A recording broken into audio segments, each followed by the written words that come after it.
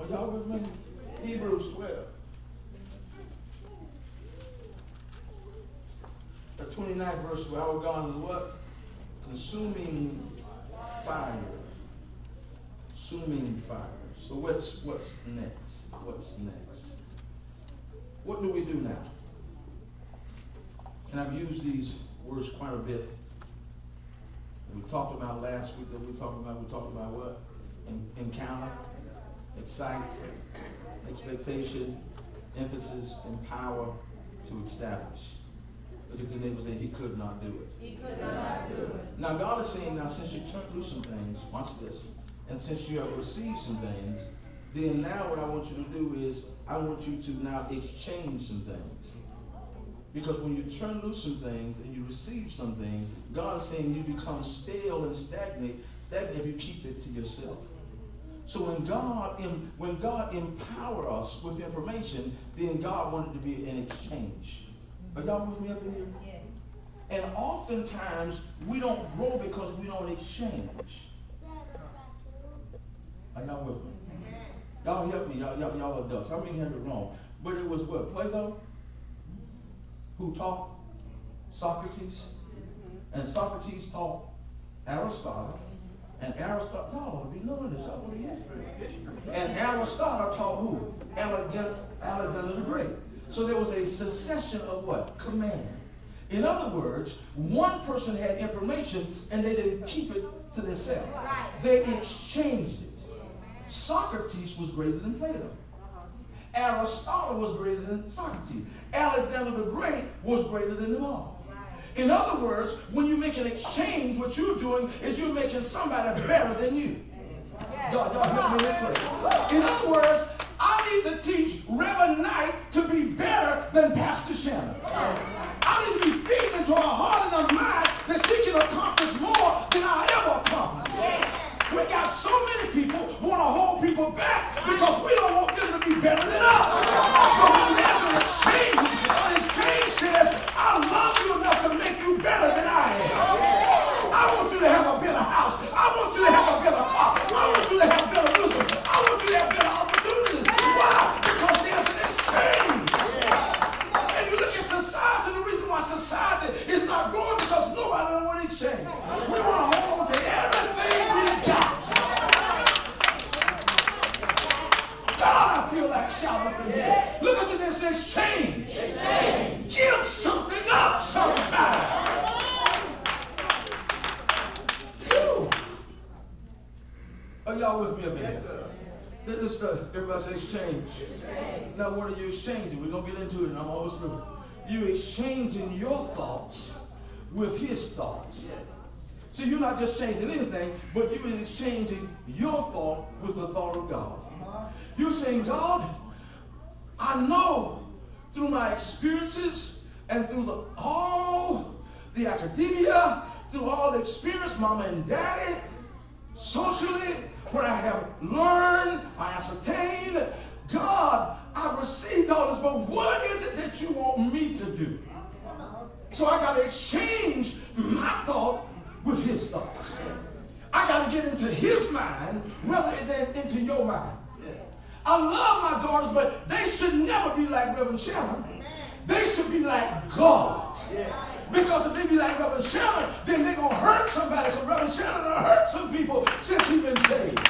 But if they be like God, they'll never hurt anybody. God help me up in this place. Reverend Shannon have acted out of character, but God have never acted out of character. So I'm not teaching them to be like Reverend Shannon. I'm teaching them to be like Almighty God. If I violate my consecration, that don't mean God has violated his. God is still God. He's a righteous God. He's an awesome God. Yes, he is. So what is exchanging our thoughts with his thoughts? Boy, that's powerful, isn't it? So while you're in school, young people, you're thinking about what would God, not what would Jesus say, what Jesus, no, what have God designed me to be? And while I'm in school, I will be exactly what God have designed me to be. How has he designed you? You are great You are beautiful. You are handsome. You are special. You are great. You got something going on. And that means while you're in school, then you got to act like you're great. You got to act like you got something going on. You got to act like you're more than what you're going through. Changing. Are y'all with me up in here? Yeah. Don't need man's accolades. All right. What I need is God. Yeah. Man will clap his hands for you when you sin it. Watch this. Don't tell me I'm doing good when I'm going. If I'm wrong, tell me I'm wrong. Yeah. And then that means if I have the Spirit of God, then I can exchange my thought with God's thought. Yeah. Because God would not speak audibly anymore. If somebody said, well, I heard God. No, you ain't heard God. Oh, I heard him speak to me. No, you did not hear him speak to you. He don't speak audibly anymore. Yes, he do. I was watching the Word Network, and they got a person that said, he can't, no, I don't care about Word Network, TV. God ain't going to talk to you horribly. God uses people. Dreams, visions. That's what he uses now. So if God go to talking to you, you need to go to watch it out. Somebody go to knock on your door and you don't see that. Hello, I'm God. Head to the back door. Quick, because there's something wrong. Hello, somebody. Yeah, I'm talking about wrong. And somebody knock on your door and then you don't see nobody say, hello, I'm God. And I want you to come out of here right now. I want you to do it. You know, I ain't coming out. I don't care who you say you are. And I'm headed to the back door. Because you can't go get a weapon because you ain't nobody there. So even to shoot, hello, somebody. So you hold on, I'm going somewhere. Look at your neighbor and say, I'm going somewhere. Look at your neighbor and say, I'm going somewhere. So how am I going? We say with them, I say exchange. Now with these words, you don't heard these. If I'm going to change some things, then I mean I've got to be committed. Somebody say committed. It's because I can't exchange anything if I'm not committed. And I told you commit means to do what? Bind and what? Roll. That means if I'm committed, God is binding me up. He's locking me up, and then God is wrapping me around so that I can't move. The only way I can move is God moves me. Yeah. And God said, what I want you to do is get in a situation, in a position where you can't move on your own, but I'm moving you. Yeah. You be just like the old folks in here. The reason why they talk about y'all doing the you know, what it is, the stinking leg and the raggedy leg and stuff, because we don't got old and our knees bad and we can't do it. I won't tell on myself, and I told my wife that the next time I tell somebody to hold a microphone that go to run around here, you pull your gun out and say, don't you do it. God didn't tell you to do that. Because I'm telling you, I thought I had blew my ACL out. And we had a good time last week.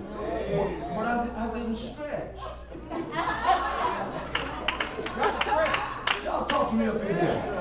I'm saying I didn't stretch. And I hadn't used these muscles in a... And I thought Brother Bean, I thought I was sprinting again. So I was pushing out and moving fast. But I hadn't used them.